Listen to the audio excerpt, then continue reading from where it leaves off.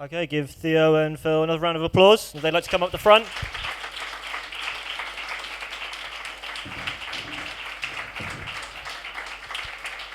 First of all, congratulations, guys. We've had a lot of films about Palestine. Anybody who's interested in documentaries sees a lot of stuff coming out of Palestine. It's great to have something a bit different. It's very joyful, exuberant. Tell us how you came to make it. Where does it begin? It begins with me going on a trip to Israel, funded by the Israeli government, based on Jewish heritage. And then picks up because I met Theo and I was like, when you go there, I've been to Palestine before, and I said, when you go to Israel, make sure you also see the other side of the wall. And so then when he got back, he was like, I didn't get a chance to do that, so now we should definitely go together and see Palestine. Theo's a skateboarding instructor, so I was like, well, that's great. Let's try and use that somehow. So we just Googled skateboarding in Palestine to see what came up, and we found out there was just like a small group of teenagers that just started getting a bit of attention because they'd found skateboarding. So then we went over. So Phil contacted Charlie, who you saw in the film, and by chance he happened to be out there at the same time planning the project that you see at the end, and he was like, I'm going to be there at the same time, let's meet up. So we just went and just happened to be there at the right time to go skating with him and have fun, and then he ended up in the film. Yeah, he's been skating and he knows all the guys. He's been skating with them for years, since they started. So yeah, I mean they're a really interesting project. Why don't you tell us a little bit about them and what they do, Skate Pal? Well, you say they, it's really just that one guy.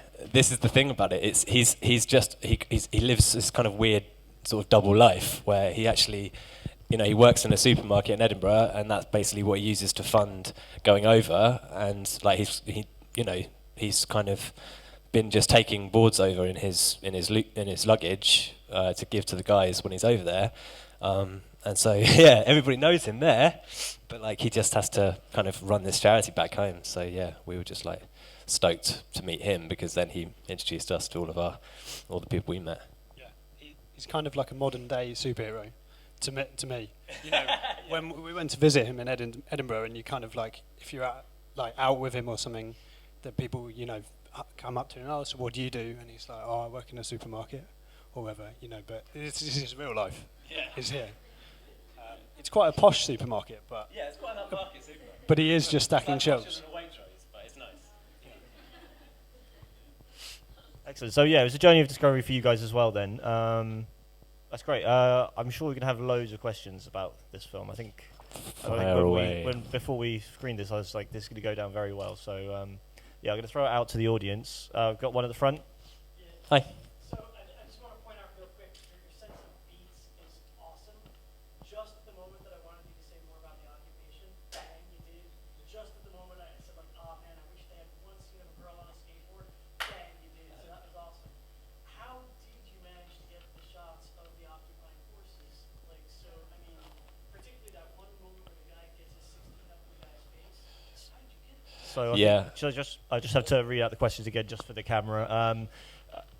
The question there from the audience is how did you get some of the more confrontational shots of the occupying forces, the military, the soldiers, and what have you? Yeah. Have you been to Palestine?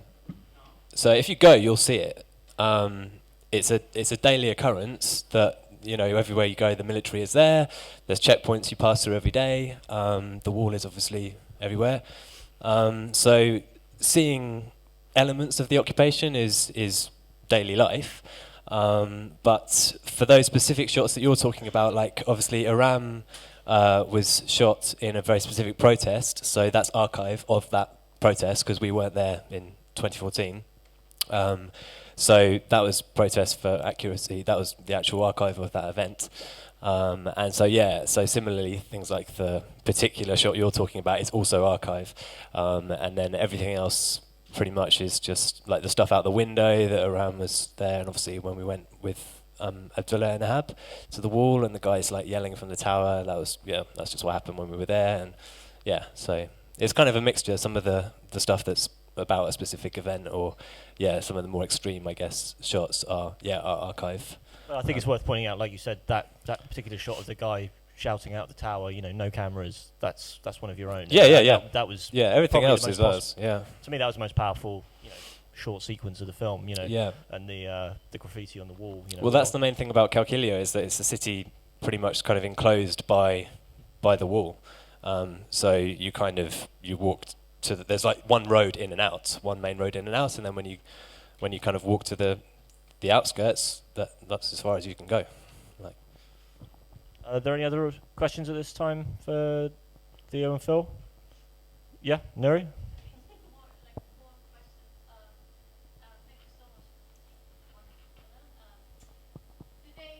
Thanks for coming. So you're the first humans to have seen it, other than me and Theo and like a couple of our mates and stuff who were just like helping out along the way. We can't wait to show it. This is the furthest I've been from my bedroom in a long time today. We just finished it, So I'm going back next week, the week after next, to help build the skate park that Charlie is planning, and so the plan is to show it to them then and get everyone together and do a screening. Which would be great.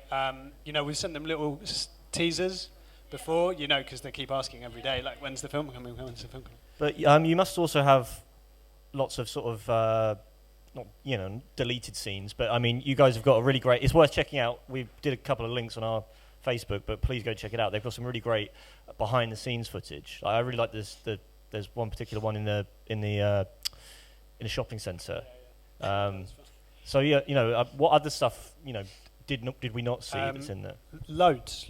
There was quite a lot of guys that we met that we just couldn't fit into the story without it getting obscenely complicated. There's a really, really key to the scene in general guy who we had to leave out, a guy called Sajid, who's he's the only adult doing anything resembling an extreme sport.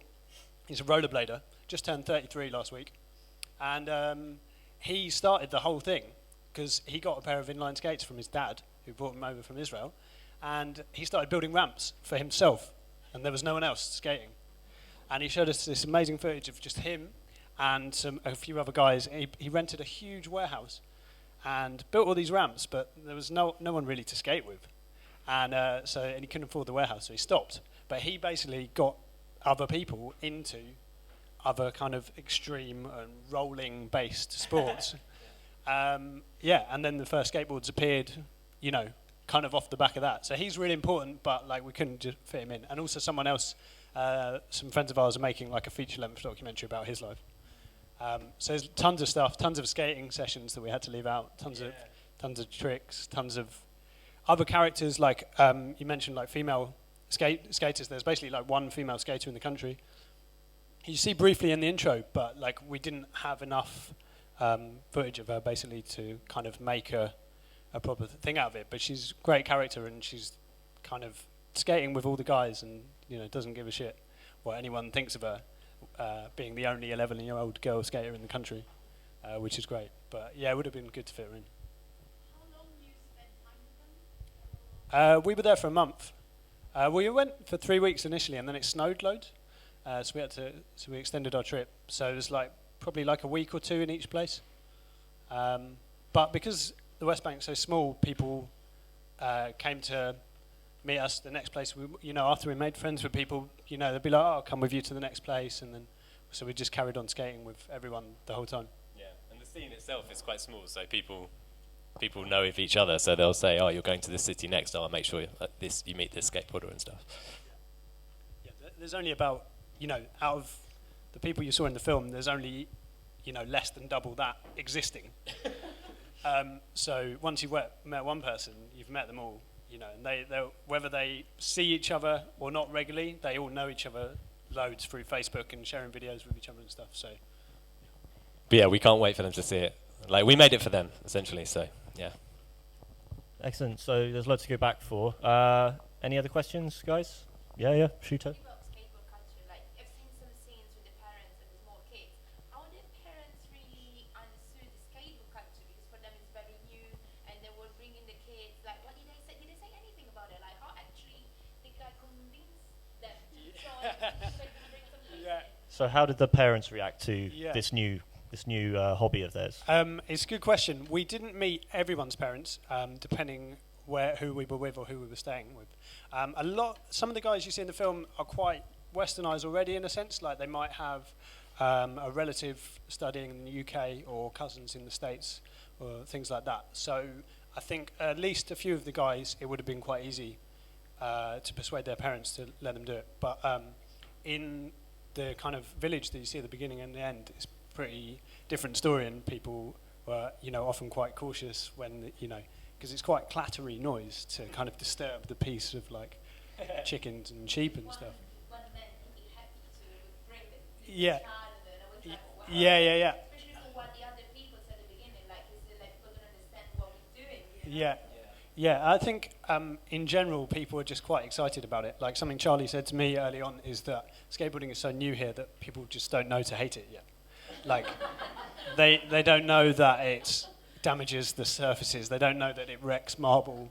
They don't know that you like break your arm all the time, like all this sort of stuff. So people just think it's funny. Like you skate in the main square, and kind of like you see in the film, like people just stop and watch, whether it's Palestinian skating or Westerner skating. It's still like intriguing, and people come up and they want to have a go, and they just jump on the board, like think it's going to be really easy, and then just fall over. And people are just generally quite excited to see something just quite different and slightly random. Yeah, and it's great for kids because anyone can do it. Like, you don't have to be really good to enjoy it. You don't have to be a kid. You can be, an adult. So people would just kind of like gravitate towards it, which is really nice. Excellent. Are there any more questions, guys? All right. Well, in that case then, give them another round of applause. Thank you, Theo. Thank you, Phil. When can we expect to see more stuff? How can these guys get in touch? I mean, you tell them about your Facebook page and what have you. So you could go to epicallypalestine.com or facebook.com/epicallypalestine. We're doing another screening tomorrow night at our friend Tom's skate shop in Stoke Newington. And if anyone wants to donate any old skateboard equipment or money or anything off of their services to Skate Power, you can also talk to us for that. We'll be taking over skateboards. Theo will sneak it into his luggage. I will sneak it into my luggage. So yeah, any questions about the charity, you can go to skatepower.co.uk or chat to us. Yeah, that's about it. Excellent. And everyone's going to be hanging around for a little bit longer. We're going to have a short break now in case people need to go get another drink or go and have a cigarette. But yeah, we'll be back in 15 minutes for the next film, Nothing is Sacred. Give these guys another round of applause.